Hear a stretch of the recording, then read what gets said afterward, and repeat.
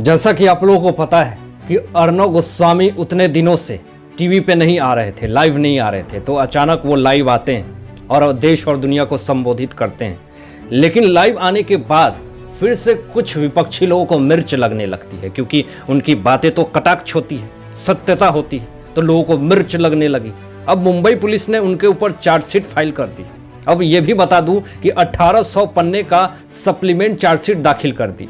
अब यहाँ पर क्या उन लोगों को अब क्या डर है कि उन्होंने अब चार्जशीट दाखिल में ये बातें लिखी कि टीआरपी का हेरा फेरी करते थे अर्णव गोस्वामी, जो कि रिपब्लिक भारत के चीफ एडिटर है। तो इस तरह के आरोप लगाने के बाद अर्णव गोस्वामी की मुश्किलें तो बढ़ चुकी हैं, लेकिन कहने का मतलब ये कि थोड़ा सा तो सोचने की ज़रूरत है कि हमारे भारत देश में ऐसे गिने चुने पत्रकार हैं और उनको भी इस तरह से अगर दबाने की कोशिश करी जाएगी, उनके लिए इस तरह के रास्ते बनाए जाएंगे, तो फिर कौन अपनी आवाज़ें उठाएगा, कौन अपनी उम्मीदें रखेगा भारत देश से। जिस तरह से कानून व्यवस्था इस तरह की चीज़ें जो कर रही है, क्या अभी आपके पास सच में कोई प्रूफ है जिस तरह से आप चार्जशीट दाखिल कर रहे हैं? लेकिन जिस तरह से अर्णव गोस्वामी ने भी ये बातें कही थी कि ये आरोप सारे बेबुनियाद है, ये बिल्कुल सत्य नहीं है, मुझे फंसाया जा रहा है। अब ये चार्जशीट दाखिल करने के बाद या फिर कुछ भी कर ले, ये अर्णव गोस्वामी रुकने वाला नहीं,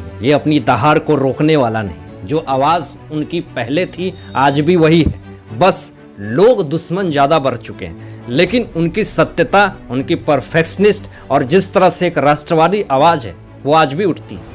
चाहे उनके ऊपर, पूरे कर्मचारी के ऊपर पूरी तरह से एफआईआर कर दी जाए, चाहे उनको पुराने केस में फंसा दिया जाए, उनकी जो आवाज़ है वो आज भी वही है, वही बुलंदता के साथ आज भी वो अपनी बातें रखते हैं। और कितना भी कोई भी कॉन्स्पिरेसी करने की कोशिश करे, फिर भी वो डरने वाले और झुकने वाले में से नहीं है। बता दूं आपको कि टीआरपी स्कैम में 15 लोगों का नाम शामिल है, जिसमें कि रिपब्लिक टीवी के सीईओ विकास खानचंदानी का भी नाम है।